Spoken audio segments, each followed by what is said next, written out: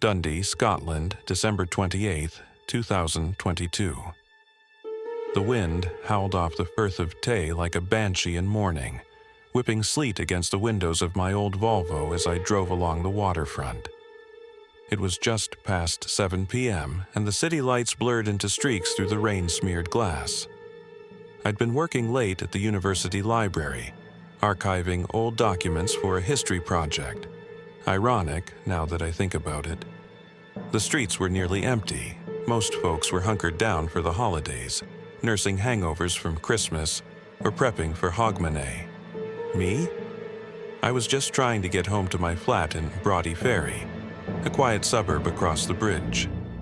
The Tay Bridge loomed ahead, its iron skeleton stretching 2 miles over the dark, churning waters. I'd crossed it 100 times since moving here for my postdoc, but tonight, something felt off. The radio crackled with static, cutting in and out of a news bulletin about the anniversary, 143 years since the disaster. I switched it off, focusing on the road. Little did I know that bridge was about to drag me into a nightmare from the past. As I approached the entrance ramp, the sleet turned to a full-blown gale, rattling the car like it wanted to shake me loose. The bridge's lights flickered faintly in the distance, casting long shadows over the estuary. I gripped the wheel tighter, my knuckles white.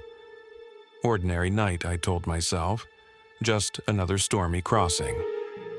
But then my phone buzzed in the cup holder, a text from my mate Ewan. "You crossing tonight? Mind the ghost train, eh? Anniversary and all?" I chuckled, typing back quickly. "Piss off, I'm not afraid of old wives' tales." Ewan was always on about local legends, especially the Tay Bridge disaster. Back in 1879, a passenger train had plunged off the bridge during a storm, killing everyone aboard. 75 souls, they say. No survivors. And every December 28th, folks whispered about hearing it. The phantom clatter of wheels on rails, the screams echoing into the void. Superstition, right? I tossed the phone aside and accelerated onto the bridge. The first few hundred yards were fine. The road hummed under my tires, the guardrails blurring by, but about a quarter-mile in, the wind picked up something fierce, howling through the girders like a chorus of lost voices. I slowed down, peering through the wipers. That's when I noticed it. No other cars. Not a single headlight coming or going. Weird for this time. Even in bad weather, the bridge felt abandoned, like the city had forgotten it existed. My headlights caught flecks of ice on the asphalt, and I eased off the gas. "Come on," I muttered to myself. "Just get across." Then a low rumble started. At first, I thought it was thunder, but it grew steadier, rhythmic, like train wheels on tracks. Impossible. The old rail line was long gone. This was a road bridge now. But the sound built clack, clack, clack, vibrating through the steering wheel into my bones. I glanced in the rearview mirror. Nothing but darkness. My heart picked up pace. Was it the wind playing tricks, or... No, couldn't be. I shook it off and kept driving, but the rumble intensified, now accompanied by a faint whistle, like a steam engine piercing the night. Sweat beaded on my forehead despite the chill.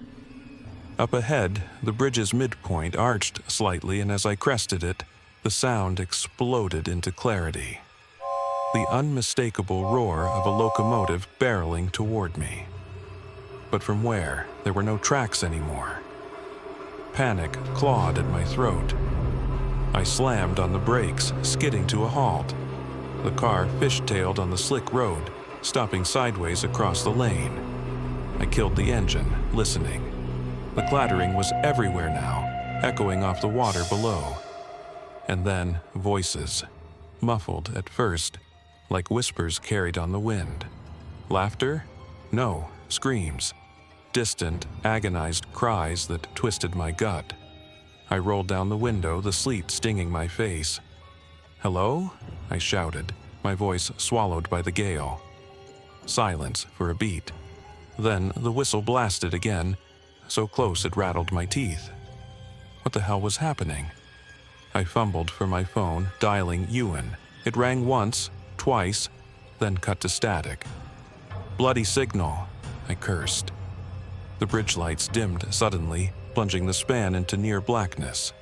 Only my headlights pierced the void, illuminating swirling mist rising from the firth. And in that mist, shapes began to form. At first, I thought it was my imagination. Flickers of movement along the edges of the bridge. But no, figures. Shadowy outlines of people, huddled against the railings. Victorian coats, top hats, dresses billowing in the wind. Ghosts? I blinked hard, rubbing my eyes. When I looked again, they were still there, moving slowly, as if boarding an invisible train. One turned toward me, a woman, her face pale and hollow, eyes like black pits. She raised a hand, pointing directly at my car. My breath caught. This couldn't be real. But the clatter grew deafening, and now I felt it. The bridge trembling under me as if something massive was crossing. I twisted the key, the engine roaring back to life. I had to get off this bridge. Throwing the car into gear, I floored it, tires screeching on the wet pavement. But as I accelerated, the phantom train seemed to match my speed. The screams swelled, no longer distant, right beside me, inside the car almost. "Help us!" a voice wailed, feminine and desperate. "The bridge is falling!" I swerved, glancing sideways. Through the passenger window I saw it. A spectral locomotive materializing in the fog, its iron frame rusted and warped, windows glowing with an unearthly light. Inside, faces pressed against the glass. Passengers in 19th century attire, mouths open in eternal terror. The train wasn't on tracks. It was gliding parallel to the road, inches from my door. One man, bearded and wild-eyed, banged on the invisible barrier, his lips forming words I couldn't hear over the din. My speedometer hit 60, 70 miles per hour, the bridge's end lights twinkling like salvation in the distance. But the train kept pace, its wheels sparking against nothing, the clack-clack pounding in my skull.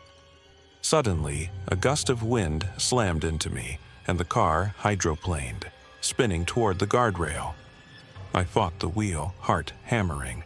"No, no, no!" I yelled. The rail loomed.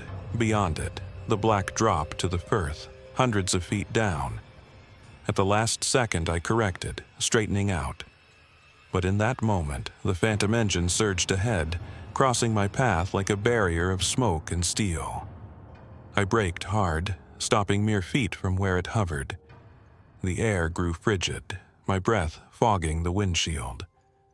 Outside, the ghostly passengers disembarked onto the bridge, wandering aimlessly, their forms translucent yet solid enough to cast faint shadows in my headlights. One approached my door, a child no more than 10, in a tattered coat. His eyes met mine, empty and pleading.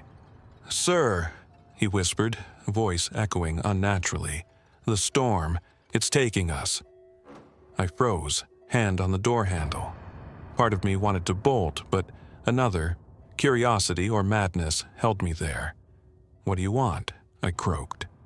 The boy tilted his head, water dripping from his sodden hair. "To warn you. The bridge remembers. It falls again tonight." As he spoke, the structure groaned, metal twisting like it was alive. Cracks spiderwebbed across the asphalt under my tires. Illusion or reality bleeding through? The train whistle pierced the air once more, and the passengers began to scream in unison, a cacophony that clawed at my sanity. I couldn't take it. I reversed, tires spinning, then shot forward again, weaving through the apparitions. They parted like mist, but their touches, icy fingers brushing the car, sent shivers down my spine. The boy's face lingered in my mind, his warning echoing. Halfway to the end, the bridge bucked violently, as if hit by an earthquake. My car lifted slightly, then slammed down. In the rear view, the Phantom train accelerated toward the center span, the exact spot where the original had collapsed. The screams peaked, a chorus of despair, and then silence. The train vanished, plunging into the fog over the edge, the cries fading into the depths below. The bridge steadied, lights flickering back to full brightness. I gasped, flooring at the last mile, bursting off the ramp into Brodie Ferry. Safe. Or so I thought. Pulling into my driveway, hands shaking, I killed the engine and sat there, staring at nothing. The sleet had stopped, the night unnaturally still. My phone buzzed, missed calls from Ewan. I called back, voice trembling. "Mate, you all right? Bridge was closed tonight, storm damage inspection. How'd you get across? Closed. I hadn't seen any barriers." I crossed," I stammered. "Saw things." "The train." Ewan laughed nervously. "Don't mess with me. No one's crossed since 6 p.m. They rerouted traffic." My blood ran cold. Had I imagined it all? Or had the bridge let me through for a reason? That night, sleep evaded me. Every creak in the flat sounded like wheels on rails, every gust like screams. I researched obsessively. The 1879 disaster, the storm that ripped the central girders away, dooming the train to the depths. Witnesses back then described similar omens, phantom whistles before the collapse. And modern reports, dozens every December 28th, but no one had ever interacted like I did. The boy's words haunted me. "It falls again tonight." Was it a warning for me, or something bigger? The next morning, December 29th, I drove back to the bridge in daylight. It looked normal, traffic flowing, no signs of damage. But as I parked nearby and walked the pedestrian path, a chill settled in. At the midpoint, I found it.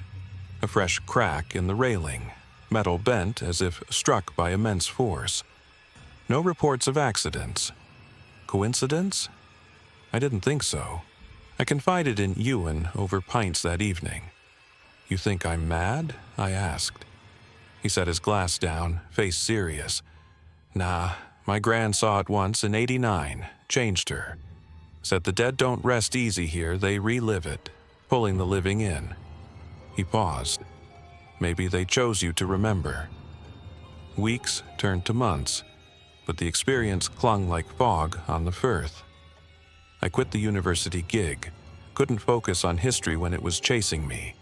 Moved inland to Edinburgh, away from the water's whisper. But every December as the 28th approaches, I hear it. Faint clacks in the wind, screams in my dreams. I've become the storyteller now, warning others. Because the Tay Bridge Phantom isn't just a legend, it's a trap, waiting for the storm to align, to drag you into the abyss with those lost souls. And tonight? As I sit here in my new flat, far from Dundee, the calendar mocks me. December 28th, 2023. The wind picks up outside, rattling the panes. Is that thunder or something else? If you ever find yourself on that bridge come anniversary night, turn back. The dead are calling, and they won't let go.